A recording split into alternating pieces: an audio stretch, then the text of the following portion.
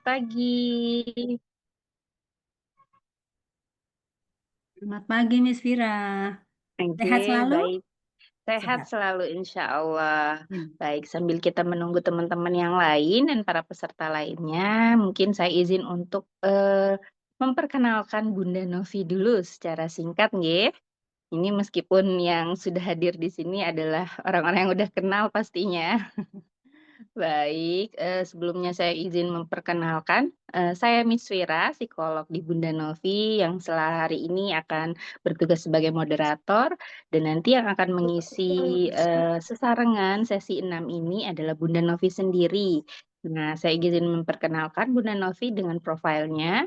Bunda Novi adalah seorang fisioterapis pediatri yang saat ini masih aktif di Sarjito, nggih, RS Sarjito. Selain itu, beliau juga berpraktek di GFBN tentunya, di Via Visio Bunda Novi, dan biasanya beliau selalu hadir di setiap hari Sabtu, nggih, Bun? Nggih, seperti itu.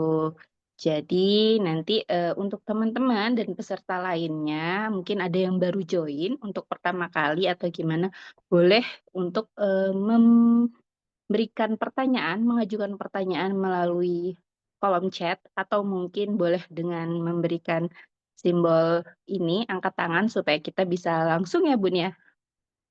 Oke, seperti itu. Jadi kalau seandainya ada pertanyaan atau mungkin ada yang mau konsultasi, boleh banget nih di tengah-tengah, mungkin ada case-nya seperti ini, saya ingin tanya sama Bunda Novi, boleh sekali. Seperti itu. Kalau begitu, monggo saya persilahkan untuk Bunda Novi, untuk mengisi waktu dan tempat, kami persilahkan. Oke, terima kasih Miss Vira. Ya. Oke. Assalamualaikum teman-teman semua, Mama Papa. Waalaikumsalam Ada papanya warahmatullahi enggak? Mama semua. Oh, ada Papa. Papa Anjas tuh, wabarakatuh. Papa Wahid ya. Ya, Alhamdulillah ya hari ini kita bisa bertemu di sini, berbagi ilmu, berbagi cerita ya mungkin ya. Sambil menunggu mungkin teman-teman mama-mama yang lain yang bisa bergabung, kita bisa sambil ngobrol dulu mungkin ya Miss Vira ya. Betul betul, Bunda. Tentang apa sih itu acara kita sesarengan gitu ya. Jadi di sini di GFBN kita mempunyai WA Group Parenting ya untuk memfasilitasi teman-teman eh, klien di klinik, orang tua pasien atau mungkin juga teman-temannya dari orang tua pasien yang ingin berbagi ilmu, berbagi cerita tentang bagaimana sih mengelola atau mendampingi tumbuh kembang Ananda gitu ya. Dan Betul. kita ini biasanya udah rutin sebulan sekali paling nggak mengadakan ya, tapi sejak yang bulan puasa sampai Lebaran agak ada off agak lama ya. Mungkin Ya, ada bulan ini, off iya betul. Bulan ini itu. mungkin bisa diaktifkan lagi ya. Jadi mungkin yang ngisi bukan hanya Oke. Bunda nih, bisa juga Miss Vira nih. Miss Vira itu psikolog di GFBN, psikolog klinis. Mungkin kapan-kapan kita akan sharing dengan Miss Vira atau mungkin dengan tim terapis di GFBN tentang apa saja yang bisa dibantu atau dipakai untuk mengoptimalkan tumbuh kembang Ananda, gitu. Mungkin hari Betul ini sekali. kita mau sharing tentang apa, Mbak Miss Vira? Lupa Bunda sampean. Topiknya, Tentang motorik kasar dan motorik oh halus. iya, Bunda sambil ini ya, izin sambil eh, share screen ya sebentar. Oke, Bunda, silakan.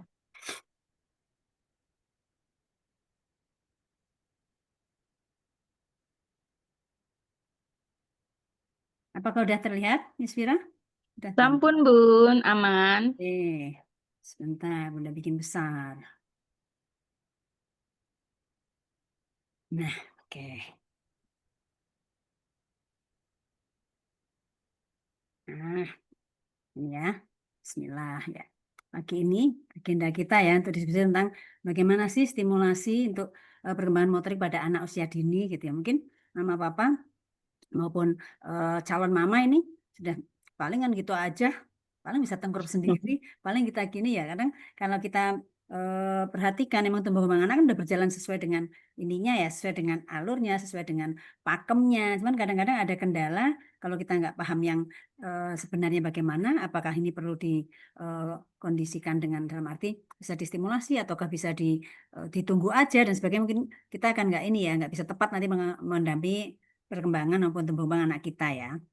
Jadi hari ini Bunda akan sharing tentang bagaimana sih stimulasinya untuk perkembangan motorik gitu. Mama Bunda udah hafal ya? Belum? Ayo Mbak Fira. Sfira, dites, nanti kalau hafal nama bunda Yeay.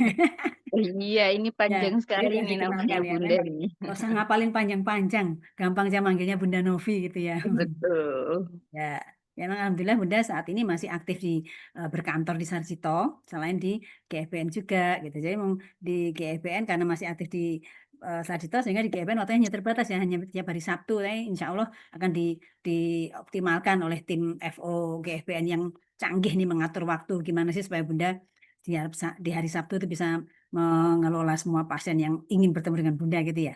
Ini ada Mbak siapa aja, Mbak Vina, Mbak Puput, wah tim FO yang handal itu. Saya lanjut ya. Nah, sebelum lanjut ke stimulasi, sedikit sedikit brainstorming ya, Pak. Kita harus paham dulu pertemuan apa itu pengertian tumbuh kembang ya. Harus tahu bedanya nih, Mama. Tumbuh itu apa, kembang itu apa. Jadi, tumbuh itu kita akan berbicara tentang bentuk maupun ukuran ukuran tubuh si pasien, si anak gitu ya. Apakah nanti anaknya kok kecil banget ya, kok kurus ya, kok gendut ya, kok gemuk, kok ini ya, kurang tinggi apa kurang ini. Nah, itu kalau semua ada ininya, ada ukurannya ya. Kita baru memantau pertumbuhannya, apakah dia dari tinggi badannya, berat badannya, dari lingkar kepala. Jadi dari bentuk fisiknya tadi juga bisa menggambarkan nanti dia perkembangannya akan bagus apa tidak. Jadi saling berkaitan nanti ini tumbuh dan kembang saling berkaitan, ya. Contohnya nih isu yang sekarang lagi kayaknya tentang stunting ya. Nah, stunting itu badannya nggak bisa tinggi, nggak bisa besar tuh nanti akan mengefek juga ke perkembangannya, kemampuan dari ininya, skillnya, keterampilannya seperti itu. Di sini yang kedua perkembangan yang harus kita pantau juga apanya, skillnya atau keterampilannya bisa dilihat dari segi sensorisnya, motoriknya, kognitif, ya komunikasi, emosi sosial dan kemandiriannya. Di sini hari ini kita akan fokus yang di sini motorik ya. Dari motorik ini nanti ada dua macam yang kita lihat, ada motorik kasar dan motorik halus. Cuman yang paling dominan yang biasanya mama paling care banget anaknya, kok bisa gini ya, kok belum bisa ini ya, biasanya di motorik kasar. Jadi nanti Bunda akan banyak bahas di motorik kasarnya ya. Nah, ini kita lihat dulu perkembangan motorik itu apa sih? Jadi perkembangan motorik itu meliputi fisiknya, penguatan tulangnya, kemudian apa namanya otot-ototnya, serta kemampuan anak untuk bergerak dan menyentuh benda-benda di sekitarnya. Jadi ini semua berhubungan dengan gerakan dari tubuhnya, anggota tubuhnya seperti itu. Jadi dari motorik ini ada dua macam tadi, motorik kasar dan motorik halus. Motorik kasar itu apa? Kemampuan anak yang berkaitan dengan pergerakan dan sikap dari tubuh yang melibatkan otot besar. Jadi otot besar artinya biasanya kalau dominannya dilihat dari anggota gerak bawah itu otot besar, otot badan maupun anggota gerak bawah itu otot besar. Artinya kita ngelihat dari skillnya dari kemampuan duduknya, berjalannya, berguling dan sebagainya itu dari motorik kasar. Kemudian kalau motorik halus itu yang melibatkan gerakan yang melibatkan dari anggota gerak atas biasanya atau otot-otot kecil ya. Dan otot-otot kecil yang memerlukan koordinasi, misalnya apa? Menggenggam, memegang sesuatu, akhirnya nanti kemampuan ininya adalah untuk menulis, menggambar seperti itu. Tapi di sini motorik halus selalu berkaitan dengan motorik kasar nih. Jadi fungsi tangan akan bisa bagus kalau dia tubuhnya bisa tegak, dia bisa otot-otot besarnya juga bisa menyangga maupun mempertahankan postur dengan baik. Jadi tetap saling berhubungan walaupun kalau pada bayi memang yang berkembang pertama adalah motorik kasar dulu ya, anggota gerak yang bawah yang lebih kelihatan dominan kuat. Ujung-ujung tangan mungkin masih pelan-pelan hanya megang-megang benda kecil itu belum kelihatan fungsinya, tapi itu akan mengikuti atau menyertai seperti itu. Udah dipahami ya teman-teman ya, motorik kasar, motorik halus. Nah, sekarang kita akan lebih fokus lagi menyempit lagi kemana? Ke motorik kasar. Ini langsung bernasih contoh nih gambar-gambar biar nggak ngantuk nih. Ya Miss Vira ya. Kita lihat ternyata pada anak umur tadi dari 1 tahun ya, 0 sampai 1 tahun ya. Itu yang paling kelihatan banget. Biasanya mama-mama itu bisa langsung care, anak kok belum bisa ini ya, kok belum isi. Itu tetangga itu udah bisa, anak tetangga, anak saudara udah bisa. Itu motorik kasar pada umur 1 tahun. Awal-awal kehidupan bayi ya. 1 tahun pertama itu bisa kelihatan banget. Ini ada rumusnya, ada KPA-nya nih bisa untuk apa? Untuk acuan ya. Jadi mama-mama kalau punya anak pada lihat gambar di sini usia segini harusnya udah bisa ini. Jadi ini untuk patokan untuk acuan ya. Harusnya udah bisa ini loh. Nah, artinya kalau kok anakku umur segini belum bisa ini ya, boleh ditunggu tuh maksimal 1 bulan. Kalau Bunda kasih rumusnya, 1 bulan dari umur yang sebenarnya harusnya sudah bisa tahapan normal. Kalau 1 bulan lebih belum bisa, harus hubungi tenaga medis yang kompeten yang bisa membantu mendeteksi ataupun memberikan intervensi seperti itu. Karena udah lebih dari 1 bulan itu artinya udah ada permasalahan di anak ini. Gitu ya. Contohnya kita lihat aja di sini ya. Postur bayi baru lahir itu sudah bisa dideteksi loh. Kalau kami fisioterapis, apa terapis yang pediatri ya melihat postur maupun kemampuan gerak anak umur segitu kok harusnya gini kok enggak ya, kita udah bisa kayak apa ya, kayak bukan meramal ya, memprediksi ini mungkin nanti dia akan ada hambatan perkembangan di ke depannya. Contohnya gampang dari awal nih, misalnya dilihat dari sini ya. Postur bayi baru lahir itu pasti akan kalau ditengkurapkan begini nih. Apa orang Jawa bilang jingkrung ya. Bungkuk, posturnya pasti akan melengkung, pantatnya jentit gitu, lututnya nekuk dan sebagainya. Ini posturnya normalnya begini. Tapi kalau kita lihat bayi baru lahir, umur sehari 2 hari, apa maksudnya sebelum 1 minggu lah ya, Mau ditengkurapkan. tak tinggal nggak tak jalan-jalan. Mau Siapa naik itu? motor. Mbak Novita, bocor. Monggo Iya. tolong hostnya. Nggih. Jadi kalau dia pada umur misalnya 1 bulan, ditengkurapkan kok bisa datar seperti anak umur 1 bulan ini. Sorry, di bawah 1 bulan bisa datar lurus punggungnya, seperti anak umur 1 bulan itu kita udah waspada nih. Ada apa ya? Kemungkinan dia ada ototnya hipotonus, ototnya lemes ini, sehingga dia bisa enak banget umur di bawah 1 minggu kok bisa langsung lurus datar itu kita cek biasanya ototnya langsung kita pegang, hipotonus dia. Otot-otot hipotonus itu bisa terjadi karena ada permasalahan di sarafnya. Bisa dilihat dari mungkin ternyata dia ada riwayat CMV, ada riwayat seperti itu, atau ada sindrom tertentu, misalnya kayak Down syndrome itu juga hipotonus tadi ciri khasnya itu dari bayi udah kelihatan dari tonusnya, dari posturnya seperti itu. Atau kebalikannya ya, misalnya anak udah umur 1 bulan harusnya udah bisa datar ya, udah bisa lurus ini. Kok dia kok malah masih kaku sekali ya, masih maunya nekuk, nggak mau diluruskan, itu juga hati-hati. Mungkin ada sesuatu juga tuh, gitu. Apa? Oh dia malah hipertonus, jadi kencang sekali, nggak mau diluruskan dan sebagainya itu. Jadi intinya posisi-posisi yang ada di gambar ini harusnya normalnya pada usia segitu udah seperti itu. Kalau tidak, monggo nanti bisa diskusi lebih lanjut untuk eh, di dicek lagi atau dilakukan pemeriksaan lebih lengkap lebih supaya bisa diantisipasi kalau memang ternyata itu ada terjadi hambatan perkembangan gitu. Ya, ini ada umur 1 bulan udah angkat kepala tapi baru 45 derajat, nanti umur 2 bulan menuju 3 bulan udah bisa angkat kepalanya lebih tinggi, bisa 90 derajat, kemudian angkat dadanya juga bisa terangkat, duduk juga seperti ini ya. Jadi ada ininya. Pada fase-fase yang seperti di gambar ini, harus berurutan ini. Harus berurutan artinya kalau anak belum bisa berguling atau bisa tengkurap, nggak bakal bisa duduk nih, seperti itu. Tapi kalau ada orang tua yang udah umur 5 bulan lebih nih, berguling juga bisa, tak dudukkan biar bisa cepat duduk. Nggak boleh, itu juga salah. Jadi kalau anak belum bisa duduk sendiri, sebaiknya jangan didudukkan. Artinya apa? Kalau anak belum bisa atau belum mampu memposisikan dia dalam posisi tertentu, itu otot-otot di tubuhnya itu artinya belum kuat. Belum bisa menyangga tubuhnya dalam posisi yang berbeda seperti itu. Jadi intinya kalau anak belum bisa duduk sendiri berarti otot punggungnya belum kuat, mungkin otot pantat juga belum kuat sehingga bisa membuat badan jadi tegak dan sebagainya. Kalau dipaksakan diduduk, kan ada yang masa yang misalnya udah anakku udah umur 6 bulan lebih nih kok belum bisa duduk ya, didudukkan, dikasih bantal di depannya sampai anaknya melihat-melihat gitu jatuh dibenerin lagi seperti itu. Itu nanti posisi yang memaksa otot-otot maupun tulang yang belum kuat nanti akan merusak postur. Nanti anaknya bisa jadi bungkuk, jadi kifosis ya, tulang belakangnya melengkung. Nanti otot-otot di area perut artinya semakin lemah seperti itu. Jadi harus dibiarkan anak melakukan atau melalui tahap-tahap yang sesuai dengan urutannya. Dari tengkurap, nanti berguling, nanti ongkok-ongkok, duduk gitu ya. Lama-lama nanti akan berdiri dengan pegangan. Ini pada umur 9 bulan berdiri dengan pegangan. Merangkak. Merangkak itu masa transisi ya Mama ya. Transisi itu artinya kadang-kadang ada anak yang tidak melakukan ini. Jadi bukan terus bahaya dalam arti bahaya nggak ya? Nggak bahaya sih, nggak apa-apa asal misalnya habis berdiri berjalan. Tapi kalau dia melalui fase merangkak akan lebih bagus lagi. Karena dalam fase merangkak tadi dia menandakan bahwa otaknya berkembang dengan sempurna. Otak kanan, otak kiri bekerja bisa bergantian gitu. Dari otak kanan, otak kiri bisa bergantian menggerakkan tangan, kaki sehingga terjadilah gerakan merangkak. Ya, karena gerakan merangkak itu kan perlu gerakan silang ya, kaki kanan maju, tangan kiri yang maju. Nanti kalau kaki kiri yang maju, tangan kanannya yang maju seperti itu. Jadi biasanya kalau datang ke fisioterapi, anak usia 10 bulan itu belum merangkak, biasanya kita berikan latihan merangkak.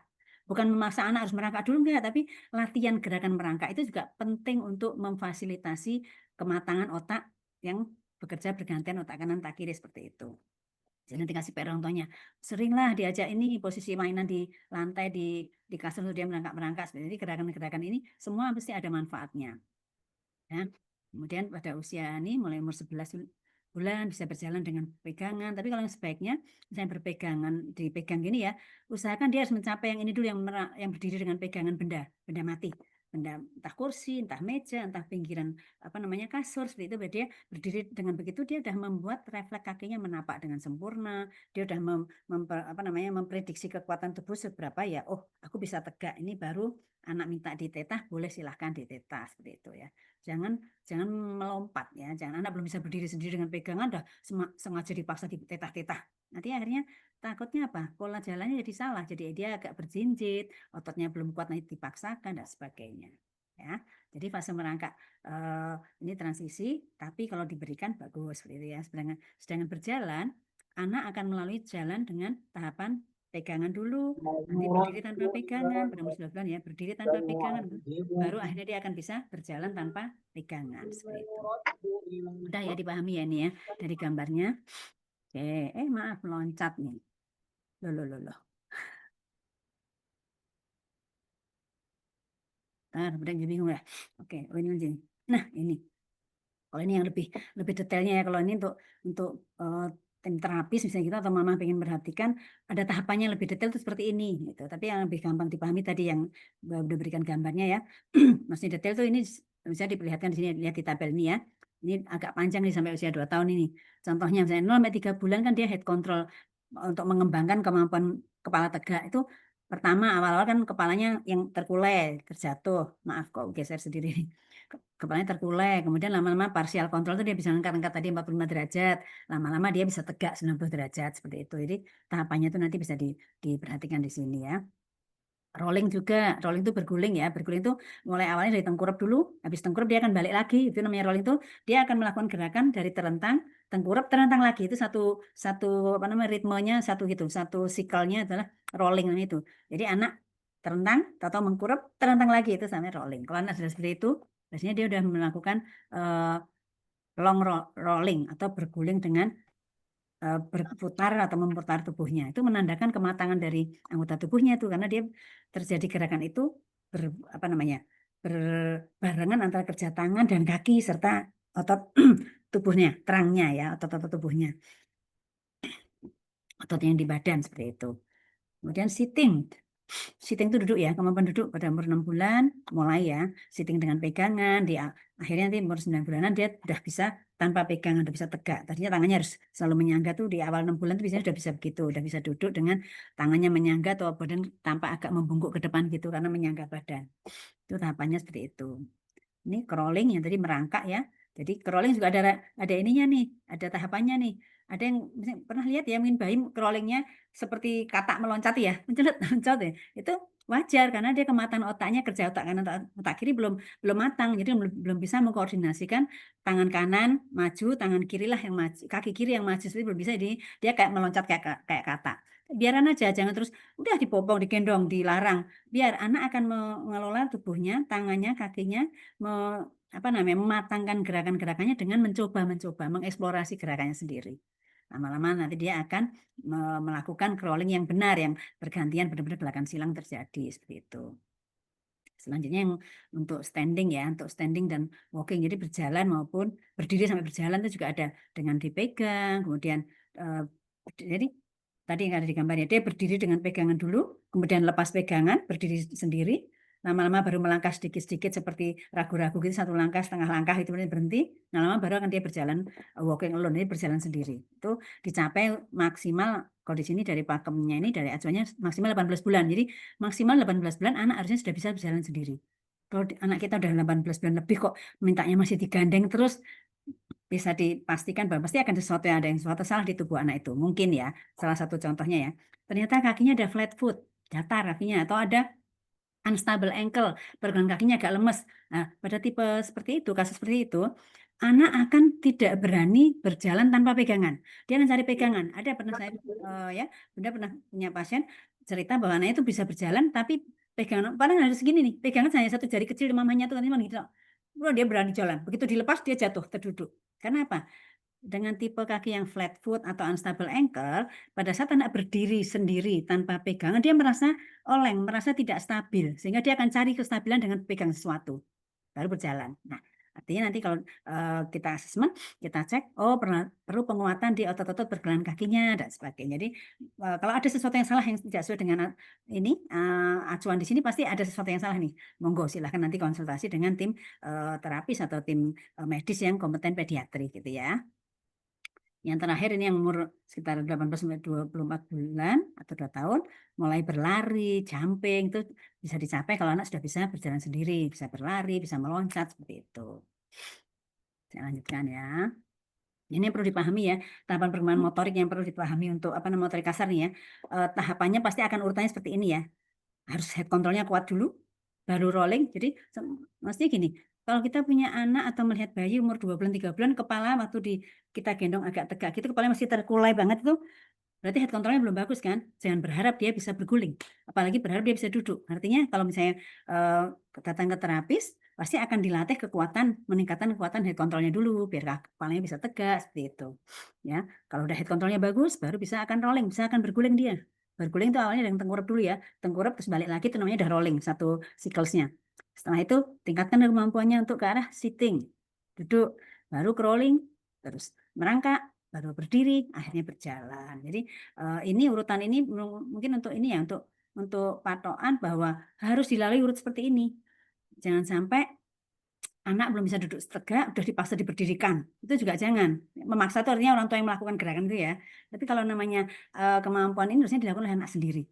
Anak akan bisa memperkirakan otot di tubuhku kuatnya seberapa sih. Dia akan mencoba-coba sendiri. Berilah kesempatan pada anak untuk banyak bergerak. Jadi kalau kita sebagai orang tua hanya memfasilitasi, menciptakan lingkungan ya. Lingkungan maksudnya gini, lingkungan yang tepat untuk anak artinya misalnya kita punya anak udah umur 8 bulan, 7 bulan belum bisa duduk ya. Pas dia ditaruh di kasur, dikasih beberapa bantal yang agak tinggi, biar anak tuh bisa pas dia bolak-balik megang bantal agak tinggi, dia akan berusaha naik ke bantal itu. Siapa tuh dengan dia naik di bantal itu, dia akan tiduran di atas bantal. Loh kok bantalku bisa keangkat ya? Tahu dia plek mundur, nanti bisa duduk seperti itu. Nanti akan ada gambaran yang saya beri ini ya, Bunda kasih gambaran di slide berikutnya nanti bagaimana tim stimulasi untuk duduk dan sebagainya. Intinya fasilitasi dari kita adalah lingkungan yang tepat, lingkungan yang mendukung untuk tercapainya perkembangan motorik ini. Gitu ya. Saya lanjut. Nah, ini kita soalnya mulai apa? Gimana sih stimulasi dini perkembangan? Kita mulai kalau kita udah paham tentang tadi perkembangan yang normal, perkembangan motorik normal, sekarang gimana sih stimulasinya? Ya. Apa itu stimulasi? Jadi stimulasi adalah rangsangan yang diberikan kepada anak agar ya. Jadi agar sorry. Agar anak memperoleh kesempatan untuk belajar dengan fasilitasi dari lingkungan ya. Jadi di sini peran lingkungan sangat penting sekali nih. Dan memainkan peran penting dalam membentuk otak anak dan membantu perkembangan kognitifnya. Jadi stimulasi itu sangat bagus sekali ternyata Mama ya. Jadi sebagai orang tua kita harus banyak-banyak memberikan stimulasi pada anak. Tapi stimulasi harus diperhatikan ya bahwa stimulasi yang kita berikan harus sesuai dengan acuan maupun tahapan perkembangan yang normal gitu. Misalnya ada nanya kapan ya diberikan stimulasi, bisa kapan saja. Setiap kali ada kesempatan. Yang penting kita udah paham normalnya seperti apa. Nah, stimulasinya harus tidak jauh-jauh dari itu, dari milestone perkembangan anak tadi ya. Dan yang jelas namanya stimulasi ya, harus diberikan dengan suasana menyenangkan. Nggak boleh memaksa anak lagi rewel, lagi nangis, dipaksa, ayo stimulasi tengkurap, tak kurapkan anak lagi. Jangan sampai ya. Tapi berikan suasana yang menyenangkan. Anak seperti bermain aja, diajak seperti dia menikmati gerakan-gerakan tersebut. Sehingga kayak nggak merasa kalau lagi diberikan latihan seperti itu namanya stimulasi ya. Stimulasi sangat penting banget. Kenapa ini? Karena kalau stimulasinya itu tepat ya, artinya stimulasi tepat itu sesuai dengan acuan tadi ya, sesuai dengan tahapan perkembangan yang normal, itu akan merangsang otak anak sehingga dia kemampuan geraknya, bicara, bahasa, sosialisasi dan pendiriannya akan lebih berkembang, akan lebih matang seperti itu. Dan di sini kalau prinsip stimulasi yang bisa kita berikan adalah biasanya dilakukan dengan acuannya adalah environmental enrichment atau pengayaan lingkungan. Artinya itu lingkungannya harus disiapkan. Kita harus menyiapkan lingkungannya supaya mendukung atau membantu anak untuk melakukan semua gerakan yang sesuai dengan tahapan normalnya tadi. Ya, harus sesuai milestone ya. Nah, ini harus digarisbawahi ya. Harus sesuai milestone-nya. Maksudnya sesuai milestone itu begini, nggak hanya dilihat dari umurnya aja ya, misalnya tadi umur 8 bulan harusnya bisa duduk, itu ternyata dia mengkurap juga belum, jadi kita mundur, berarti milestone anak masih setara dengan anak yang tengkurap, kita rolling-rollingnya dulu yang distimulasikan, nanti kalau pengen meloncat yang ke tahapan yang lebih tinggi, harusnya memang harus konsultasi ke tim medis atau terapis yang kompeten pediatri, Karena kalau memang anak jedanya atau apa nih ya, jaraknya yang keterlambatannya kalau lebih dari 1 step gitu, mesti ada sesuatu yang salah. Itu namanya bukan stimulasi lagi itu nanti artinya. Namanya harus ada intervensi. Nah, kalau intervensi ini ranahnya adalah tim terapis. Nah, setelah sudah datang ke terapis, nanti terapis akan memberikan PR atau yang, "Mama, ini stimulasinya begini ya." Itu stimulasi yang tepat kalau untuk anak yang sudah terlambat banget memang harus dari saran terapis, jangan coba-coba sendiri atau hanya lihat YouTube, lihat gambar gitu, lihat foto-foto di ini atau kata orang, kata teman, jangan asal, karena kondisi anak kita dengan anak teman, anak orang lain beda-beda. Kalau saran Bunda, kalau memang memberikan ini, kalau anak kita kok telatnya kok banget kayak lihat acuan tadi misalnya dari tahapannya kok bedanya hampir dua jenjang atau lebih dari 1, konsultasi dulu aja ke tim medis, sebaiknya lebih amannya seperti itu. Oke, udah lanjutkan ya. Nah, ini apa sih environment enrichment tadi? Iya. Berarti ini prinsipnya adalah memang pengayaan lingkungan. Artinya gimana pengayaan lingkungan tadi? Mengacu pada, berarti lingkungan tadi harus disiapkan untuk mengacu untuk perubahan lingkungan, perubahan yang di rumah maupun di sekitar anak tadi yang bisa membantu atau menstimulasi sensoris, motoris, dan kognitifnya anak. Artinya apa? Misalnya sebenarnya gini, gampangnya gini, misalnya anak kita baru umur 2 bulan, 3 bulan, dia kan butuh untuk berguling, butuh untuk ini, ya lingkungannya ini kan kasurnya misalnya ya. Jadi kasur yang dipakai anak itu sebaiknya jangan terlalu empuk. Maksudnya terlalu empuk itu apa? Kalau anak bayi kita, apalagi bayi misalnya gendut ya, bayi gendut taruh di kasur, kasurnya empuk sekali, sehingga begitu dia masuk ditaruh di kasur terlentang itu tenggelam banget, plek gitu kayaknya, jadi kayak nyaman banget, nggak bisa bergerak, udah dia ada risiko terlambat gerakan, dia malahan kasurnya terlalu empuk sehingga dia masuk banget ke dalam kasur tadi, dia untuk bergerak berusaha untuk tengkurap itu susah banget, berat banget bagi dia, akhirnya dia akan nggak mau mencoba itu. Jadi kalau kita memfasilitasi itu lingkungannya harus dibikin kasurnya yang empuk tapi agak keras tapi empuk, atau kalau kita memang mau menemani bayi kita untuk bergerak, pindahkan, jangan di kasur yang tempat tidur tadi ya, tapi bisa di matras atau di bawah tapi dikasih bed cover yang tebal, agak tebal sehingga keras tapi empuk. Gimana caranya? Gimana Miss Vira? Keras tapi empuk. Ayo, susah kan? Intinya nggak yang kita ngelihatnya gini aja, anaknya pasti taruh itu di kasur, badannya tenggelam banget nggak sih? Nah, kalau badannya terlalu tenggelam itu nggak fasilitasi, itu lingkungan nggak cocok untuk kita menstimulasi anak supaya bisa tengkurap atau berguling seperti itu. Ya, jadi di sini orang tua lah yang berperan ini dalam environment enrichment atau EE, kita singkat EE ya, untuk memberikan fasilitasi anak mudah bergerak apapun atau anak bisa terstimulasi dengan apa benda-benda apa di sekitarnya sehingga itu akan meningkatkan kemampuan motoriknya, ya, motorik maupun sensorik gitu. Nanti saya berikan contohnya nih. Nah, ini ada contoh-contohnya nih ya. Contoh-contoh dari EE ya, environment enrichment. Misalnya, kalau anaknya baru umur di bawah baru 1 bulan, 2 bulan, kalau dia tiduran ini diberi mainan di atasnya ya, dari mainan yang berbunyi itu bagus, boleh mah. Ada mainan-mainan yang ada bunyinya, ada warna-warninya, itu bisa tangannya supaya bergerak, atau ini pada umur, pokoknya anak-anak yang belum aktif mengkurap ya, misalnya pas dia tidur terlentang umur 3 bulan ke bawah bisa diberikan ini, supaya dia mulai merangsang memberikan stimulasi ke tubuhnya bahwa oh ini ada mainan, ada benda bergerak. Ini juga bisa membantu motorik halus ini, kalau ini seperti ini, tangannya kan akan meraih-raih, mulai menggenggam dan sebagainya. Kemudian ada juga ini tummy time nih, posisi tengkurap. Kadang anak kita kalau memang udah umur 2 atau 3 bulan, berikan kesempatan dia untuk banyak posisi tengkurap, beri mainan di depannya. Kadang-kadang difasilitasi untuk tengkurapnya itu di atas benda yang lebih tinggi, misalnya tengkurap di atas guling atau di atas bantal, sehingga dia badannya terasa lebih tinggi, tangannya akan menyangga di siku, seperti itu. Dia juga dengan posisi ini anak akan lebih menegakkan kepala. Ini untuk head control ya. Oke, yang ini ada posisi duduk. Dia duduk, anaknya misalnya duduk yang belum ini banget ya, belum kuat banget duduk, tapi dia udah senang duduk, misalnya dia udah mau kadang-kadang duduk sendiri ya, diberikan sanggaan di sampingnya, ada bantal-bantal di sebelah kanan kirinya, kemudian supaya dia tangannya bisa menumpu seperti itu, ada mainan di depannya, di sekitarnya seperti itu. Oke, nah, lanjutkan. Ini juga ada beberapa contoh EE. Untuk taktil, ini untuk motorik halus nih, kalau untuk taktil, motorik halus, anak harus banyak diberikan, ada benda-benda sekitarnya, ada mainan dengan berbagai warna, berbagai bentuk, gitu ya. Bisa juga untuk menstimulasi taktil area tangan ini. Kalau untuk stimulasi penciuman, bisa dengan bau-bauan, anak diajak ke halaman, dia mencium bau-bau tanaman, bau daun, bau tanah mungkin seperti itu ya. Itu juga bisa membantu meningkatkan dari sensorinya dia. Akhirnya nanti motornya juga akan berkembang, tangannya juga ikut bergerak, mengambil benda kecil di sekitarnya, seperti itu. Bisa juga ini stimulasi untuk berjalan ya nih. Nanti kita menyiapkan kadang kalau anak kita kecil, dia udah seneng rambatan, benda sekitarnya mana dikasih siapkan. Mungkin ini bisa ya memanfaatkan yang ada ya, ada galon ya, galon kosong ya, tapi jangan berat ya Mah ya. Kalau galon yang penuh nanti dia nggak kuat ini. Jadi fungsinya ini untuk didorong-dorong sama dia. Ini untuk memfasilitasi dia untuk berjalan. Berjalan dengan pegangan. Anak umur 9 bulan, 10 bulan ini bisa nih. Jadi bisa juga kursi ya, kursi plastik itu juga boleh, tapi jangan yang terlalu enteng sehingga nanti anak nggak mudah jatuh ya.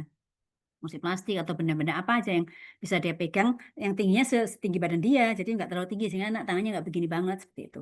Boleh untuk membantu meningkatkan kemampuan dia berjalan maupun berdiri.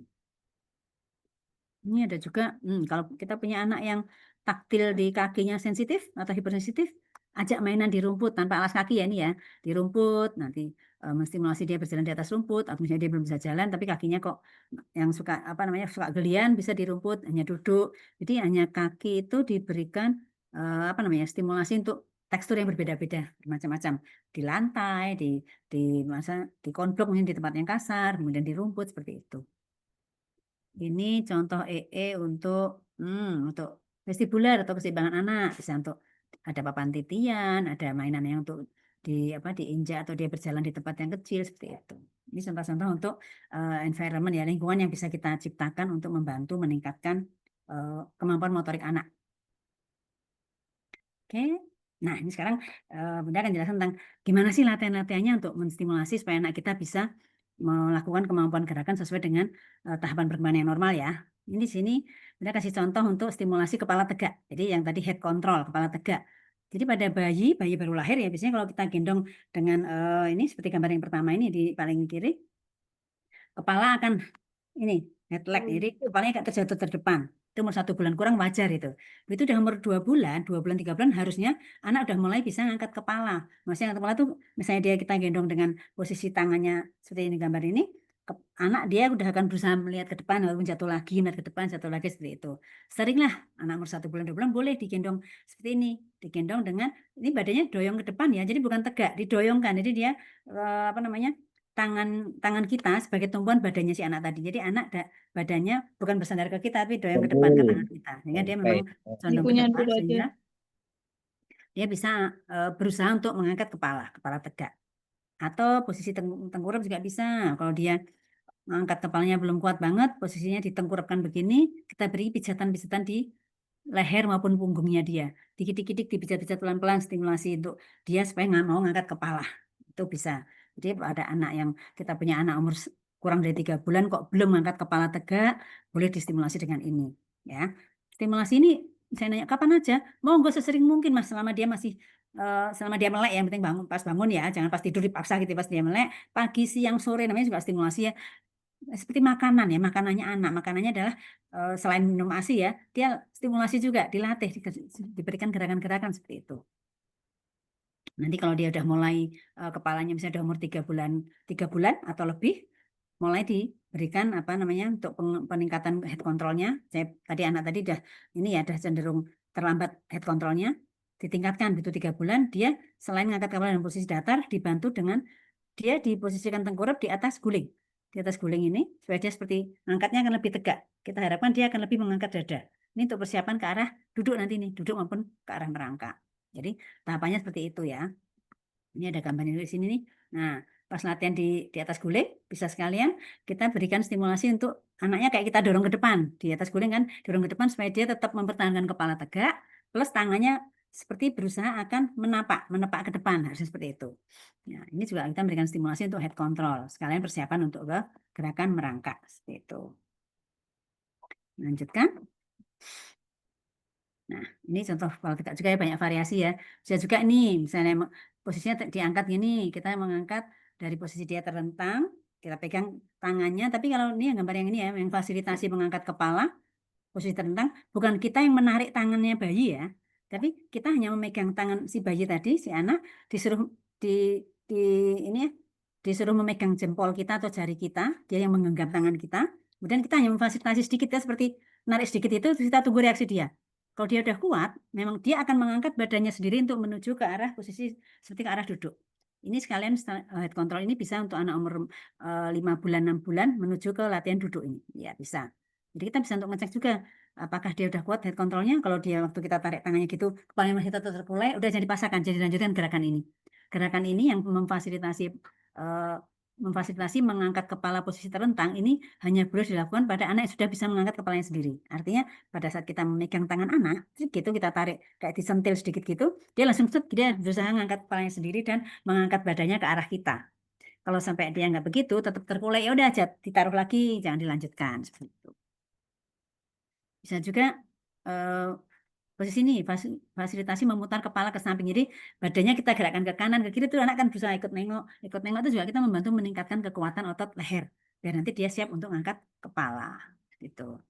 Yang terakhir ini ada gambar fasilitasi mengangkat kepala, ya jelas sampai sama dengan yang tadi ya, diposisikan tengkurap. Kalau dia masih jatuh banget, kita yang memegang ini ya, memegang badan anak dari ini, tangan kita di bawah ketiak anak, dadanya kita angkat pakai tangan kita pelan-pelan. Dia masih mempertahankan kepala tegak nggak ya? Gitu. Kalau dia terus jatuh terkulai, udah kita turunkan lagi tangan kita. Cukup jelas ya? Lanjutkan. Nah, sekarang nih stimulasi untuk tengkurap.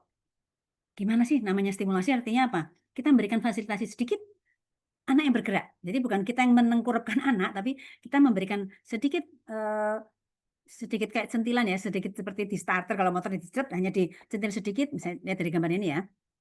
Saya berikan tahapannya, ini ada fotonya nih. Ini bayi ya, kita pegang kakinya ya, kaki misalnya ini kita akan mengarahkan bayi untuk tengkurap ke arah kiri, ini misalnya ke kiri ya. Berarti kita megang kaki kiri anak. Kaki kiri kita pegang, lututnya kita tekuk. Kemudian setelah lututnya kita tekuk, kita gerakkan ke arah kiri. Sorry, ini maaf, Bunda mau miringin berarti kaki kanan, sorry. Kaki kanan kita pegang, kita tekuk lututnya, dan kita gerakkan ke arah kiri pelan-pelan. Kita gerakkan pelan-pelan, karena kita akan melihat apa? Ini lihat, reaksi dari tangan si anak. Tadi tangannya kan tadinya dia tidur terentang. Dari anak tidur terentang, kita pegang kaki kanannya, kita tekuk lututnya, bisa sambil bayangkan ya Mama ya. Bayangkan, kita pegang lutut anak yang kaki kanan, tekuk, kemudian digerakkan ke kiri pelan-pelan. Gerakan ke kiri pelan-pelan, kita lihat reaksi tangannya. Kalau tangan anak langsung bisa mengikuti seret, langsung ikut berbalik, ikut memutar ke arah kiri, kita lanjutkan. Tapi kalau misalnya kita udah ngangkat lututnya sampai ke arah kiri, tangannya masih terkulai terus, stimulasinya akan beda lagi tuh. Nanti kalau memang terlambat banget begitu, jangan dilanjutkan oleh Mama, tapi bawa ke terapis, nanti terapis yang akan melakukan dan Mama akan diajari yang tepat seperti apa. Ya. Kalau ini misalnya kita di dalam gambar ini contohnya anak bisa mengikuti ya, misalnya anak langsung bisa mengikuti miring ke arah kiri, tangannya langsung diangkat, dari angkat yang di atas, lama-lama dia langsung turun dan mutar, dia langsung ikut memutar badan. Kalau dia memutarnya masih belum ini, kita bisa bantu sedikit, punggungnya kita pegangin supaya anak sampai posisi tengkurap seperti itu ya. Jadi gerakan tengkurap ini harus dilakukan oleh anak sendiri. Prinsipnya seperti itu. Kita hanya memfasilitasi, hanya menggerakkan sedikit-sedikit pelan-pelan sambil tunggu reaksinya. Ini bisa dilakukan pada anak mulai umur 2,5 bulan sampai 3 bulan. Kalau dia belum aktif tengkurap ya udah umur hampir 3 bulan kok belum mau tengkurap nih, monggo bisa difasilitasi dengan stimulasi ini.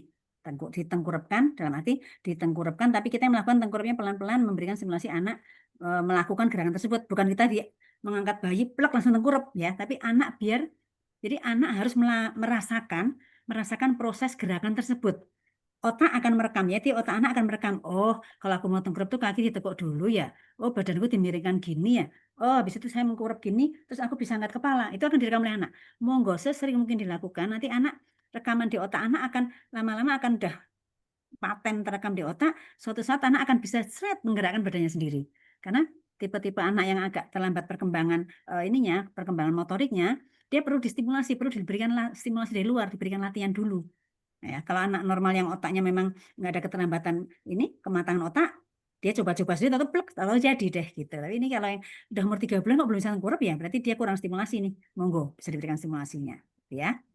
Nanti begitu sudah tengkurap kita bantu tangannya, kita cek apakah tangannya masih ketindihan. Oh, tangannya ketindihan, kita bantu terus. Jangan langsung ditarik tangannya, tapi kita itik-itik dulu dari arah punggungnya, pundaknya, biar dia berusaha narik sendiri. Kasih kesempatan anak berusaha sendiri dulu. Kalau udah beberapa menit nggak bisa, baru kita bantu pelan-pelan. Gini loh nak, kita sambil ajak omong aja. Kita tengkurap yuk, pinjam tangannya ya, pinjam kakinya ya. Jadi info-info itu akan direkam oleh anak.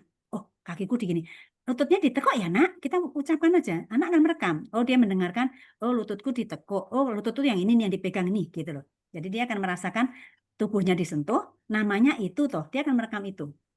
Itu perlu kita berikan info dari suara. Betul. Ya, Mas Wahid, bocor. Ya, saya lanjutkan ya. Oke, sekarang ini stimulasi duduk. Ya, stimulasi duduk gimana? Otomatis kita membantu anak menuju ke posisi duduk. Jadi ada beberapa ini ya, posisi dari stimulasi duduk ada beberapa posisi awalnya, ada beberapa ya, ada kalau nggak salah ada 3, bisa dari tengkurap, dari terentang maupun dari miring.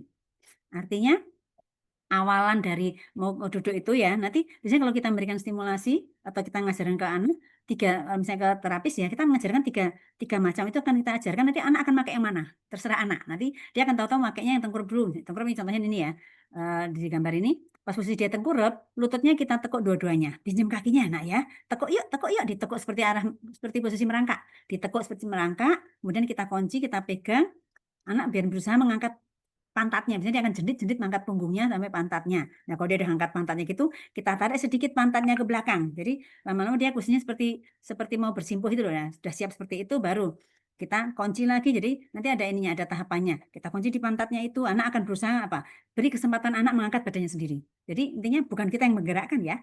Anak akan berusaha gimana caranya sih, karena dia pantatnya lututnya udah dipegang kan sama terapisnya, atau nanti mamanya bisa diajarin. Nanti dia akan berusaha gimana sih tangannya. Dia akan tangannya begini-begini. Oh, baru lama-lama dia akan mengangkat badannya.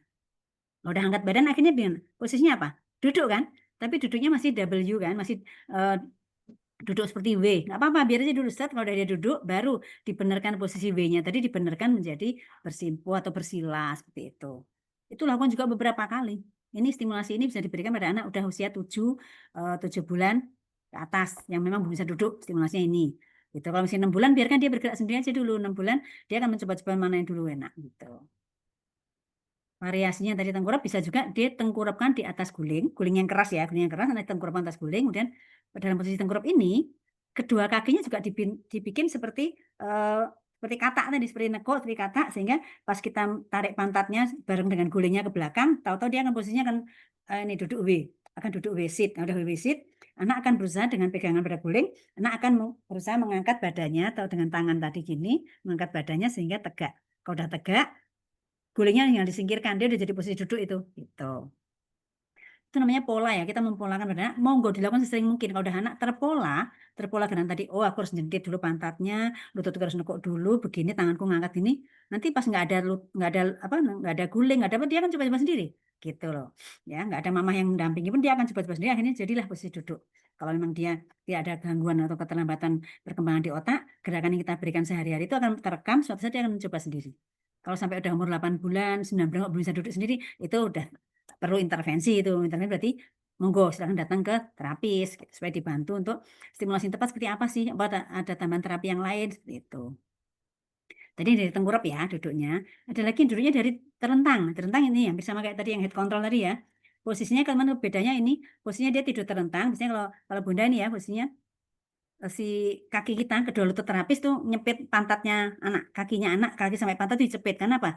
Kita akan mengurangi tenaga anak supaya nggak ngangkat kaki, tenaganya dipakai untuk ngangkat badan gitu. Jadi begitu udah kita cepit kedua tungkainya, kita megangin tangan anak, tangannya bukan kita yang megangin ya, sorry. Anak suruh megang tangan kita, tapi kita juga bantu sedikit itu. Contohnya misalnya gini ya, saya ini tangannya anak dipegang pakai jempol kita, terus tangan kita yang jari empatnya ikut megang gini. Nah, setelah terjadi begitu, kita akan sedikit-sedikit pelan mencoba menarik. Nah, kalau terjadi seperti ini, waktu saya ini ya, terapisnya mencoba menarik badan anak, kepalanya masih terkulai, jangan ditarik, jangan diangkat ini. Tapi kita kadang, ayo angkat yuk kepalanya, kita kayak angkat sedikit-sedikit, gimana reaksi dia. Begitu dia tahu-tahu udah bisa set mengangkat kepala, oke, baru langsung kita tarik ke arah posisi duduk. Itu juga dilakukan beberapa kali, monggo. Itu yang dari terentang ya. Satu lagi gerakan dari samping. Dari samping artinya posisi yang tadi hampir sama dengan yang posisi terentang tadi, tapi satu tangan kita hanya pegang satu tangan. Misalnya kita pegang satu tangan yang tangan kiri dia, tangan kanannya kita pegang suruh menempel di matras di sebelahnya. Kita pegang, kita tahan juga, kita bertahan, kita narik satu sisi sehingga dia posisinya agak miring, gitu. Jadi itu posisinya agak miring, menggunakan satu tangannya tumpuan menumpu badannya. Itu juga berikan beberapa kali sampai anak bisa melakukan sendiri. Itu stimulasi duduk ya. Ini variasi yang lain untuk stimulasi duduk juga ada nih ya. Nih dari miring tadi, miring juga bisa dari miringnya begini, jadi kita nggak nyepit. Kalau tadi kan yang Bunda di sini karena apa namanya mengisolasi gerakan anggota gerak bawah, saya cepit ya, saya pegangin. Dia berfokus gerakan yang atas. Yang sini anak udah lebih kuat, kita bebaskan. Yuk, kakinya biarlah nekuk, kita miringkan badannya ya. Terus kita bantu, kita megangnya di sini nyata di panggulnya, di area panggul yang kita pegang. Kita fasilitasi dia miring, kemudian kita kitik-kitik sampai dia agak bangun. Nih, lihat sebelahnya nih. Dia akan memfungsikan tangannya untuk menumpu, ya, fasilitasi siku dan tangan menumpu. Akhirnya dia akan mengangkat badannya posisi duduk. Gitu. Jadi dari posisi miring juga bisa seperti itu. Jadi banyak ini ya, banyak gerakan yang bisa diberikan. Bisa juga nih, dia setelah duduk dia disuruh pegangan ke nih apa namanya kursi kecil atau bantal, sebenarnya bantal lebih tinggi supaya dia bisa duduknya lebih tegak. Itu. Ya, udah dipahami ya. Saya lanjutkan. Nah, ini stimulasi merangkak. Nah, ini fase merangkak yang tadi bilang kan, fase merangkak tidak wajib, tapi kalau dia bisa dilakukan, bagus sekali. Artinya menandakan bahwa kematangan otak dia akan bagus. Jadi gerakan merangkak misalnya tetap kita ajarkan, misalnya datang ke terapis, gerakan merangkak harus kita berikan. Namanya patterning, dipolakan. Pola merangkak harus bisa dia. Nih, bisa waktu merangkak ya, misalnya anak udah bisa duduk, udah bisa ini, mau ke arah ongkok-ongkok, kita bisa bantu pas dia ongkok-ongkok gitu, kita megangin pantatnya. Enggak, waktu ongkok kita biarkan ya. Pas kita mau membantu untuk menumpu ini, menumpu di tangan, pantatnya kita pegang, apa badannya, dadanya kita pegang sedikit, biar dia nggak jatuh itu. Biar dia berusaha merasakan tanganku menumpu nih ke lantai, menumpu ke matras, seperti itu, menumpu. Jadi dia nggak hanya mengandalkan tubuhnya untuk nempel, karena biasanya tipe yang nggak bisa merangkak tuh badannya atau tubuhnya akan nempel di lantai, bener-bener dia nggak mampu mengangkat badannya lepas dari lantai kayak nempel gitu ya. Jadi kita yang bantu nih, setidaknya nih fasilitasi di tangan maupun di lutut, kita menyangga badannya anak kita sangga supaya terjadi posisi seperti merangkak tadi. Ya, anak kan udah merasa senang, oh lututku buat tumpuan tuh begini ya rasanya, oh tanganku numpuk tuh begini ya. Lama-lama dia akan mencoba-coba sendiri dengan gerakan terus ongkok-ongkok, maju mundur, tangannya udah dipakai untuk menyangga, lututnya juga dipakai, gitu. Jadi tahapan berikutnya baru dia akan mulai merangkak. Kalau dia udah merasa kuat untuk ongkok-ongkok tadi, dia mulai melatih untuk gerakan yang merangkak, baru dia akan mencoba. Merangkaknya tadi tahapannya juga ada yang merangkaknya yang bareng ya, quadriplet tadi ya. Apa namanya? Kayak meloncat kayak kodok itu, tahu-tahu bareng aja mencolot, nggak apa-apa biarkan. Nanti saatnya tiba, otaknya udah matang, dia akan menggerakkan gantian kanan kiri seperti itu. Oke. Nah, kalau udah merangkak, kita udah mulai siap-siap ke apa? Oh, berdiri ya. Untuk stimulasi berdiri itu gimana? Ya jelas anak usianya udah 9 bulan ke atas ya, udah 9 atas dan dia udah bisa duduk sendiri. Jadi stimulasi ini boleh diberikan pada anak yang sudah bisa duduk sendiri. Udah bisa duduk sendiri, anak udah umur 9 bulanan itu, sudah bisa sendiri. Kok belum berdiri-berdiri ya? Monggo kita ajari dia supaya berdiri. Mungkin kalau dia belum mau berdiri sendiri, oh mungkin otot tungkainya belum kuat nih. Jadi caranya gimana? Kalau langsung dari jongkok ke berdiri berat sekali kalau ototnya yang belum kuat. Kita fasilitasi dengan apa? Nih, di gambar ini dia bikin posisi duduk di atas guling. Gulingnya yang saling keras ya, guling atau bantal ditekuk gitu ya. Dia duduk mengangkang di atas guling atau bantal yang keras tadi. Otomatis dengan posisi duduk ini kan dia lututnya udah agak nekuk kan? Nekuk dan kakinya udah napak.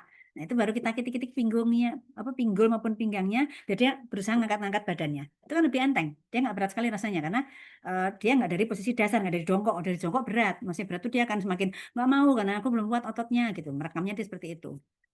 Jadi dari posisi duduk di guling tuh, dia distimulasi berdiri. Beberapa kali coba-coba. Pertama kita menstimulasi dengan megang lututnya, megang badannya. Lama-lama nanti kita nggak banyak handling, nggak banyak pegang ya. Kita hanya megangin di mana ya, di bawah ketiak gitu loh. Dudukan, ayo bangun nak. Nanti dia ngambil sendiri.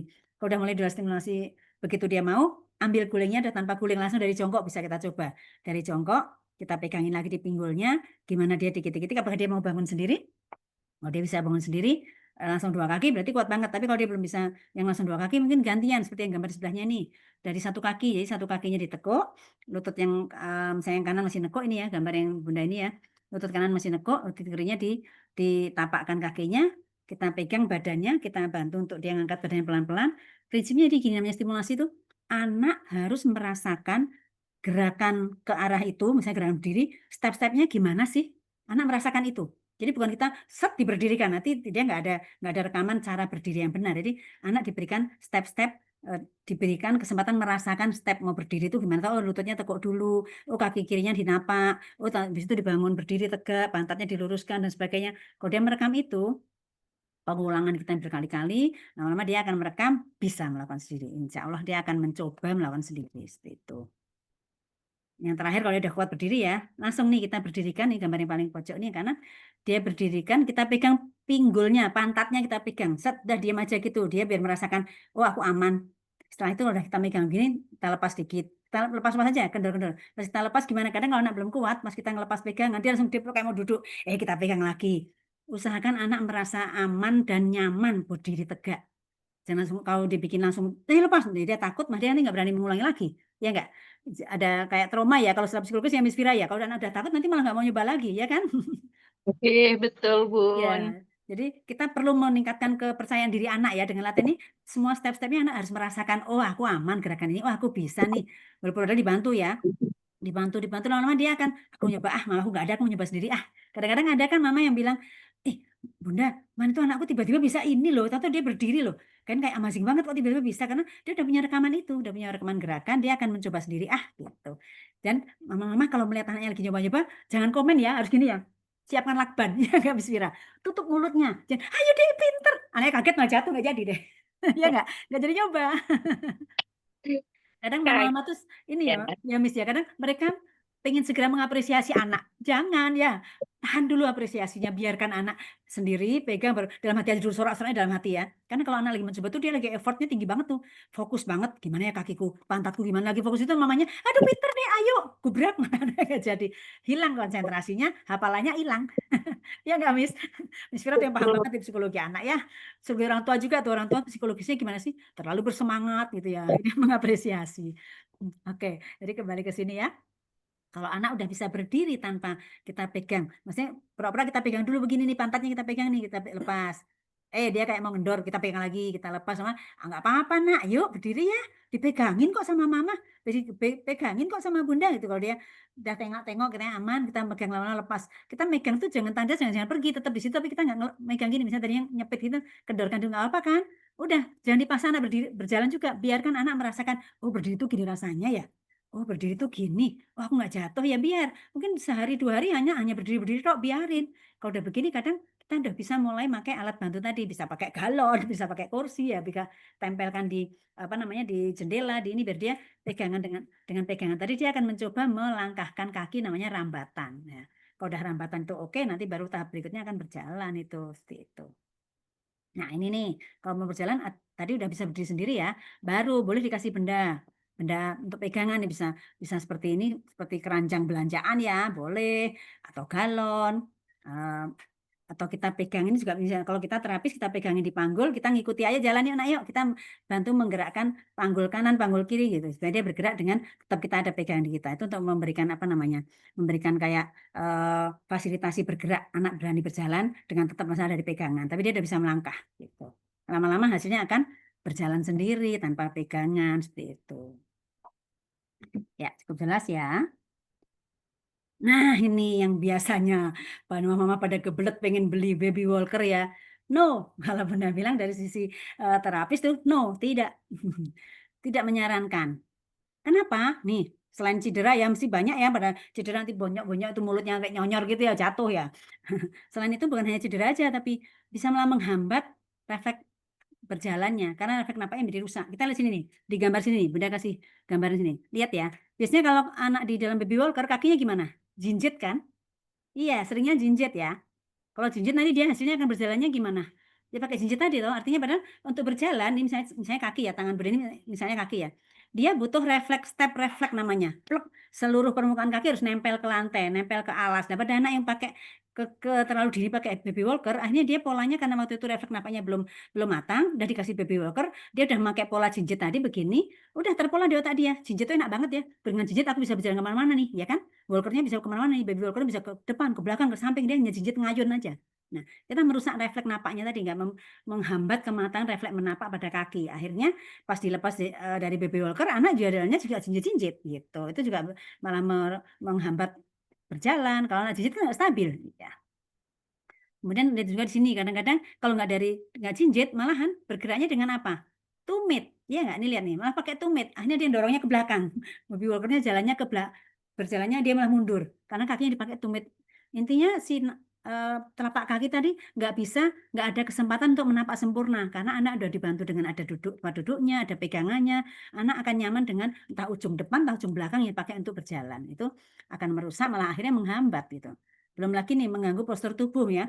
Kadang kan orang tua mau baby walker dibeli itu begitu anak udah bisa umur 8 bulan, 7 bulan, padahal kadang duduknya juga belum kuat banget, udah dimasukkan baby walker. Akhirnya dalam posisi duduk pun dia akan membungkuk, kakinya belum kuat juga dipasang untuk ini, akhirnya malah pergelangan kakinya juga nggak stabil seperti itu. Jadi banyak ketidakuntungannya, tidak menguntungkan tadinya ini.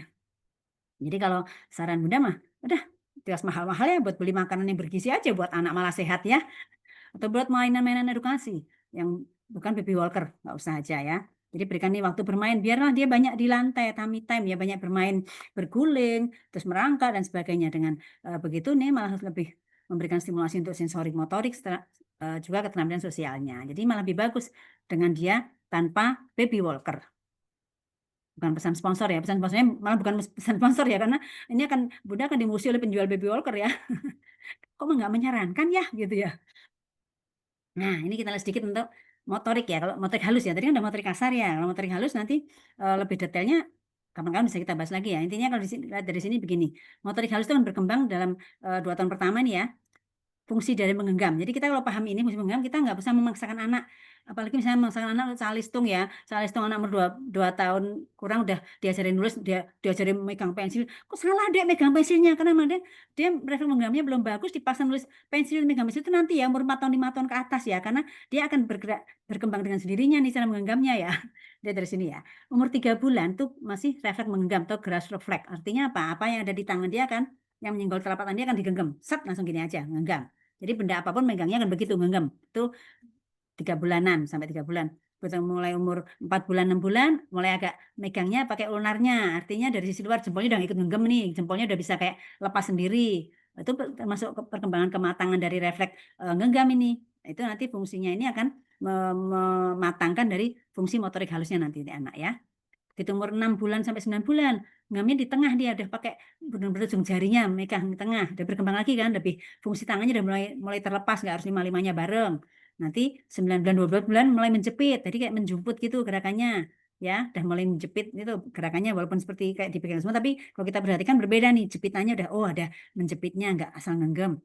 12 bulan atau 1 tahun sampai 1,5 tahun mulai seperti menjepitnya pakai ujung jari, benar-benar kayak bentuknya bagus sih gitu. Ya, begitu umur menuju ke 2 tahun, udah dia udah 18 bulan ke atas, udah megang benda tuh udah agak menjemput pakai 2 jari. Sesuai kebutuhan dia udah bisa, kalau bendanya kecil dia akan langsung pakai 2 jari. Kalau bendanya agak besar dia pakai 4-5 jari begini, itu udah bisa memanipulasi objek. Jadi bendanya mau dimanain dia udah bisa lebih matang lah. Mulai umur ini 2 tahun ke atas baru kalau kita berikan pensil, dia akan memegang juga dengan khasnya dia. Misalnya pertama masih begini, nggak apa-apa, biarkan. Maka dia akan menjemput begini, akan begono. Belum langsung begini nih, itu nanti berkembang sesuai dengan ininya, sesuai dengan kematangan otaknya untuk motorik halusnya seperti itu. Nah, stimulasinya apa saja sih kalau dari bayi? Udah gampang aja, tinggal berikan mainan berbagai macam ukuran, kemudian anak beri kesempatan biar nggak usah kita kasih komen ya, misalnya, Dek megangnya jangan gitu, misalnya megang donat, megangnya gini loh dibenerin, anak umur 1 tahun megang donat asal genggam disalah-salahin. Kita nggak berikan kesempatan, anak akan merubah pola megangnya sesuai dengan kematangan otaknya. Nah, kematangan otaknya seperti tadi yang ada urutannya itu udah sesuai dengan kematangan otak. Dia tadi megang genggam begini, lama-lama begini, dan sebagainya itu sesuai dengan kematangan otaknya. Artinya kita hanya memfasilitasi lingkungan ya. Monggo kita berikan mainan, bisa dengan mainan apapun yang bisa dia pegang. Memang kalau anaknya masih kecil di bawah 1 tahun, jangan yang bendanya terlalu kecil, karena dia belum bisa menjemput kan. Nanti malah dia frustasi kalau di bendanya terlalu kecil, dia mau megang genggam nggak dapat, terlepas-lepas itu anak bisa frustasi, marah, akhirnya ngamuk. Ngamuk itu, oh anak ngamukan kenapa sih marah ya? Tantrum ya? Ya karena dia frustasi dengan dirinya sendiri, aku nggak bisa megang ya, karena kita si orang dewasa nggak bisa menyiapkan lingkungan yang tepat untuk anak. Jadi kalau anaknya masih kecil, di bawah 2 tahun, di bawah 1 tahun, mainannya sekitar dia jangan terlalu kecil banget, jangan terlalu lembut sehingga dia susah megangnya seperti itu. Ya. Jadi untuk motorik halus kita siapkan dengan begini, anak biar megang-megang sesuka hati dia, bentuk tangannya mau bagaimana, kita nggak usah banyak komen sampai 2 tahun ke bawah itu. Nanti mulai 2 tahun ke atas dia mulai ada bentuknya, kadang-kadang ini deh, tapi juga kita nggak usah ngatur banget terus bagaimana, tapi dia udah bisa pola sendiri. Gitu. Udah selesai Miss Fira. Ya, kurang lebih seperti itu tadi yang bisa Bunda sampaikan untuk stimulasi motorik halus maupun kasar. Memang ini tadi dominasi di motorik kasar ya. Mungkin gitu, Iya. saya kembali ke Miss Fira mungkin, monggo. Oke, terima kasih Bunda sudah memberikan materi yang sangat bermanfaat untuk orang tua baru dan mama-mama juga papa-papa yang ikut terlibat dalam pengasuhan. Nah, mungkin saya sedikit melihat ke belakang, kita memang pasiennya juga banyak yang seperti itu ya Bun, maksudnya orang tua itu udah mulai peka, tapi kadang-kadang salah dalam belajar seperti itu. Jadi sebenarnya Iya. orang tua juga harus banyak belajar juga nih, selain punya anak, anaknya belajar, orang tuanya juga harus belajar. Oke, terima kasih Bun. Ini ada satu pertanyaan dari Bunda Dini. Saya bacakan ya Bun.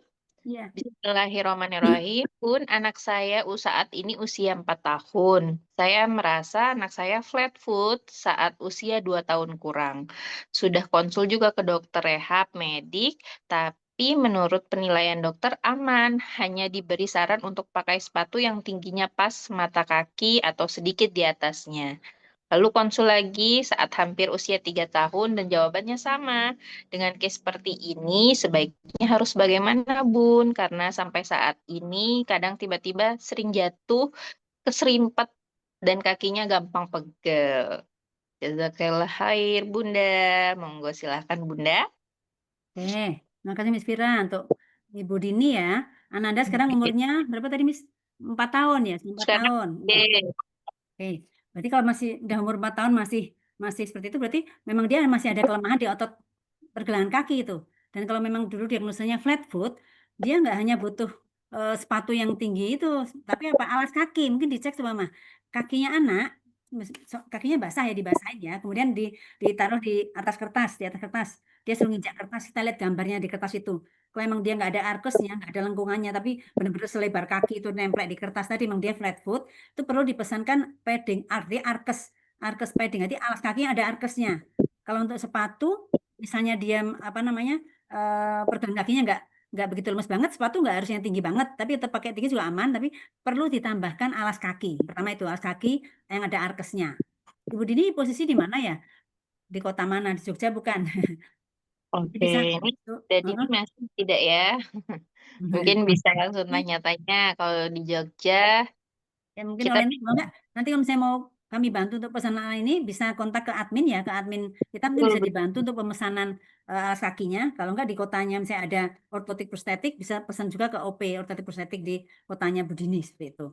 Jadi nanti dicetak di gambar kakinya, nanti diukur, kemudian di alas kaki yang itu ada arkesnya, ada tonjolannya, benjolannya di sisi dalam, itu nanti dimasukkan di sepatu mana yang dia pakai. Harus begitu. Jadi itu lebih membuat intinya gini, kalau kakinya dia nggak stabil, ototnya pergelangan kakinya lemah, dia berjalan, saya pas apalagi terutama pas nggak pakai sepatu ya, itu dia akan mudah keserimpet, memang mudah kayak keserimpet kakinya sendiri yang mudah jatuh karena otot-ototnya belum kuat dan ototnya itu kalau ototnya memang flat foot dalam posisi berdiri sekian sekian menit dibandingkan anak yang normal yang nggak flat foot ya, kelelahannya lebih tinggi, faktor kelelahannya, fatigue ototnya lebih cepat merasa lelah, sehingga dia tiba-tiba pas lelahnya muncul, seret, kata tuh keserimpet sendiri, kok jatuh sendiri, nggak ada nyenggol atau kesenggol temennya dikit, itu jatuhnya beneran gitu loh.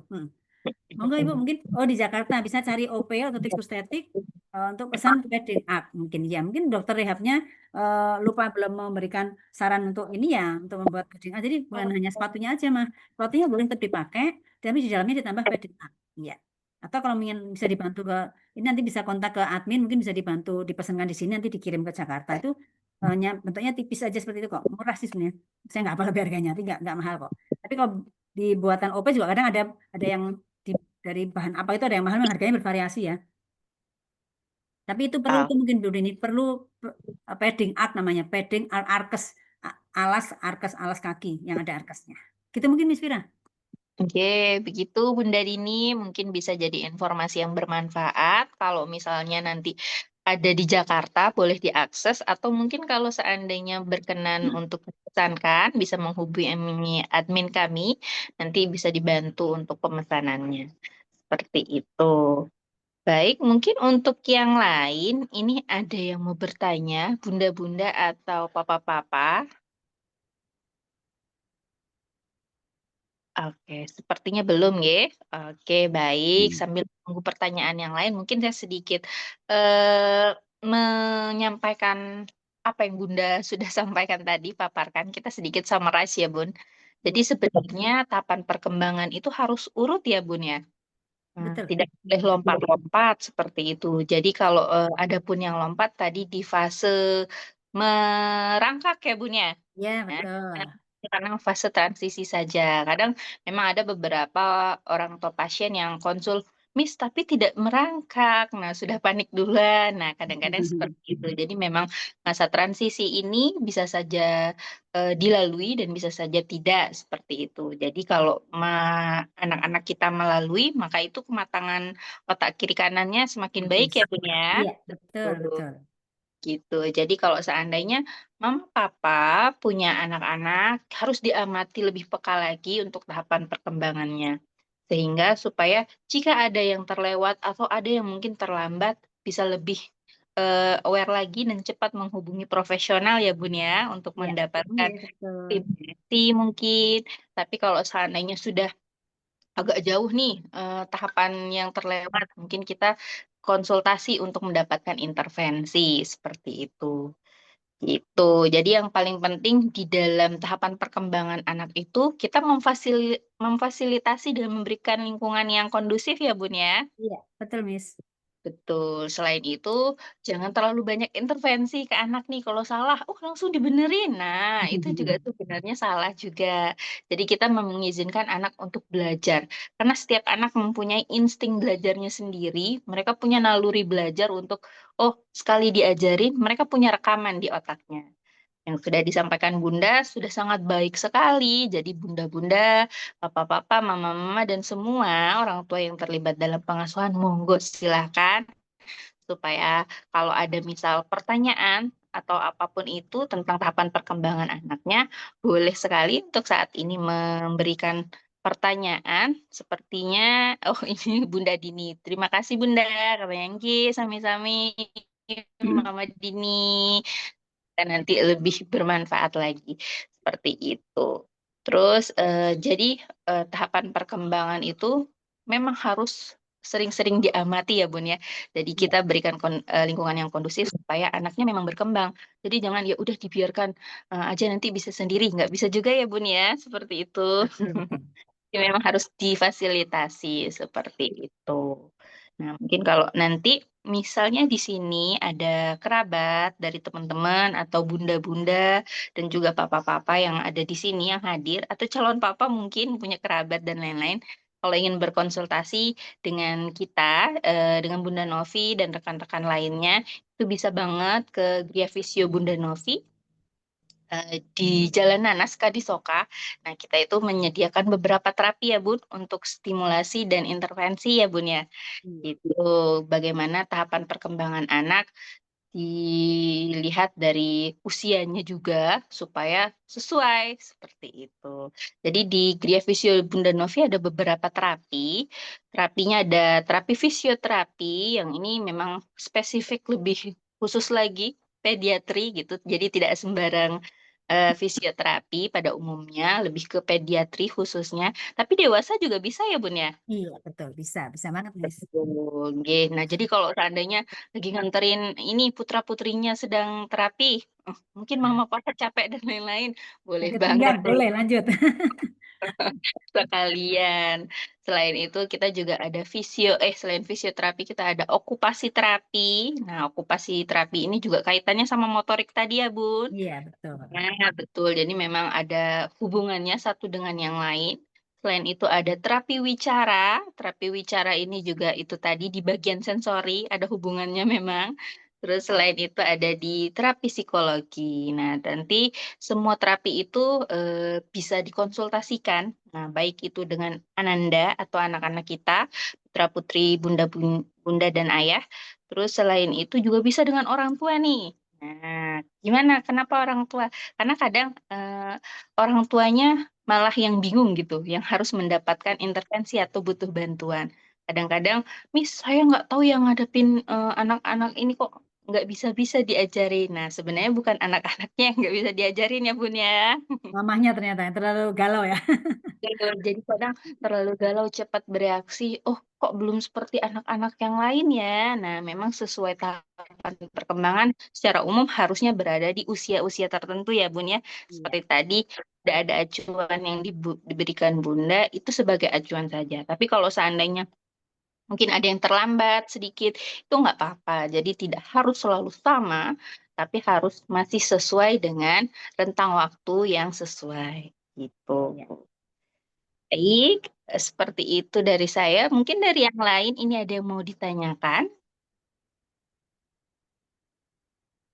Cukup jelas banget kayaknya, Oke, saking sepak jelasnya ya Bunda nih. Oke. iya, Mungkin nanti ada baik. rekamannya kayak Mungkin Miss Vira ya? begitu. Tanyain Mas Wayan, ada Oke, rekamannya Bun, nanti bisa nanti ada dibagikan di grup juga ya, rekaman kegiatan ini. Oke, nanti di-share di grup, insya Allah nanti kita akan mulai rutin lagi ya, Bun, ya, untuk Ya, melakukan insya Allah. sesarengan. Jadi mungkin nanti Bunda dan ayah-ayah silakan boleh follow untuk mengikuti join dalam grup supaya dapat informasi yang lebih ini lagi banyak tentang perkembangan anak dan nanti kita akan membagikan apa info-info tentang sesarengan seperti ini seminar, webinar dan lainnya supaya bisa dimanfaatkan untuk memantau pertumbuhan dan perkembangan anak-anak kita. Seperti itu. Kalau dari Bunda mungkin ada yang ingin ditambahkan, Bun? Ya, oke sedikit mungkin ya nambahkan sekedar untuk membantu ini mengingat-ingat bunda-bunda nih yang punya anak kecil ya bahwa intinya kalau kita punya anak memang kita harus paham tumbuh kembang anak normal ya dan pahami tumbuh kembang anak normal kemudian perhatikan anak kita apakah ada sesuai apa belum, jangan terlalu galau mendengar kata tetangga, kata teman ya apalagi kata yang di YouTube yang di sosmed-sosmed itu. Jadi belum tentu sama Iya. karena kondisi anak kita dengan anak mereka kan berbeda. Tapi kalau kita udah punya acuan, oh tahapan perubahan anak normal begini, kemudian kita berikan ring kayak batasnya kalau kita mau mau galau anakku udah bisa gini belum ya, nah, udah bisa kita lihat dari yang normal tadi mundur boleh 1 bulan dah maksimal saya contohnya misalnya tengkurap tuh umur 3 bulan anakku 3,5 bulan kok belum tengkurap ya, oke kita beri main ini dulu aja nggak usah banyak galau tapi difasilitasi dengan stimulasi dengan tadi yang udah foto-foto ada gambar di slide tadi ya ada beberapa contoh tadi boleh. Nanti begitu udah 4 bulan kok tetap belum bisa tengkurap ya itu hubungi tim medis yang kompeten anak-anak pediatri, jangan asal coba-coba sendiri. Jangan ke alternatif ya, harus ke tim medis ya. Karena ada banyak alternatif abal-abal yang bilang untuk terapi ini bisa cepat jalan. Ternyata dia bukan berpendidikan yang tenaga kesehatan, tapi terapis yang lain itu nanti malah kita jangan sampai kita rugi dengan apa? Golden period si perkembangan anak akan terlewatkan, ya enggak? Ya Mas Fira ya. Golden period kan adalah paling bagus. Golden period adalah 2 tahun pertama itu manfaatkan beneran. Begitu udah 2 tahun pertama masih ada kesempatan lagi. Jadi carilah tenaga medis yang kompeten yang benar-benar dia bisa memberikan bantuan terapi dan asesmen yang tepat sehingga apa yang kita galaukan tadi yang kita belum bisa ini bisa ini jawabannya bisa ada gitu, oh ternyata harus dilatih ini, oh stimulasinya harus ini dan sebagainya. Jadi monggo Mama jangan malu bertanya apalagi misalnya ini udah bergabung dengan grup ini nanti kita ada di WA grupnya boleh sharing-sharing atau diskusi lebih lanjut di situ nanti misalnya kadang kita akan membuka sesi konsultasi di situ dan sebagainya. Jadi silahkan saling berbagi cerita berbagi ilmu dengan orang yang tepat berarti di situ yang udah ada pendampingnya yang ada tim medisnya sebaiknya jangan cuma asal teman-teman aja yang nanti malah bikin galau semakin galau malah nanti kita sendiri yang merugi masa anak kita terlewat hanya dengan coba-coba ke sana sini akhirnya nggak tercapai kematangan otak yang sesuai dengan tahapan yang normal. Mungkin itu aja Miss Vira, terima kasih. Oke, terima kasih Bunda. Memang seperti itu ya, Mama harus lebih aware lagi dan lebih terbuka. Maksudnya kadang ada beberapa orang tua yang memang merasa, ah anakku nggak kenapa-napa. Sebenarnya sayang sekali dengan pemikiran seperti itu, kita harusnya lebih cepat lagi untuk mengintervensi, memberikan penanganan yang terbaik untuk anak-anak kita. Jadi lebih baik Mama memang membutuhkan sudut pandang dari profesional lebih baik seperti itu dibandingkan dengan cari alternatif ya Bun ya. Nanti malah jadi salah arah seperti itu. Iya betul. Oke, betul. Kalau gitu saya mungkin karena tidak ada pertanyaan lagi, ini sepertinya nanti mungkin kalau yang ingin bertanya boleh sekali nanti di WhatsApp grup kita sesekali akan dibuka ya Bun ya Hari ini untuk kayaknya masih dibuka, hari ini buka sampai malam nggak salah ya. oh Iya, yes, Mas Wahid bisa. Oke, bisa silahkan. diberikan di drop di WhatsApp group supaya bisa ditanggapi. Kita berikan saran dan masukan yang terbaik untuk bunda-bunda supaya dapat memberikan penanganan yang tepat untuk anak-anaknya. Seperti itu. Kalau gitu mungkin Kita cukupkan ya, Bun, ya? Ya, terima kasih, Miss Vina. Oke, Kita tutup. baik. Sebelum mungkin kita foto dulu untuk Oh iya, dokumentasi. yang bisa buka Oke. kamera. Di open cam dulu, kalau yang bisa buka kamera silakan. Dan minta tolong bantuannya ini sama Mas Wahid. Oke, baik. Kita foto dulu. 1, 2, 3. Oke, satu kali lagi. 1, 2, 3. Oke, terima kasih. Oke. Terima Baik, kasih, terima kasih Vina. kesempatannya hari ini, Bunda. Semoga nanti apa yang disampaikan bermanfaat untuk kita semua dan dapat diaplikasikan dan juga sebagai bantuan atau informasi untuk bunda-bunda yang memang masih mungkin kebingungan, galau-galau ya, Bun, ya, supaya lebih tahu arahnya kemana. Seperti itu. Baik, sekali lagi saya ucapkan terima kasih untuk Bunda Novi. Nanti kita akan ketemu lagi di sesarengan berikut-berikutnya supaya lebih ramai lagi. Nanti boleh banget nih bunda-bunda juga share ke kerabat dan saudara-saudara untuk bisa join dalam grup. Kita bisa ngobrol-ngobrol nantinya dan membahas banyak topik tentang tumbuh dan kembang anak. Seperti itu.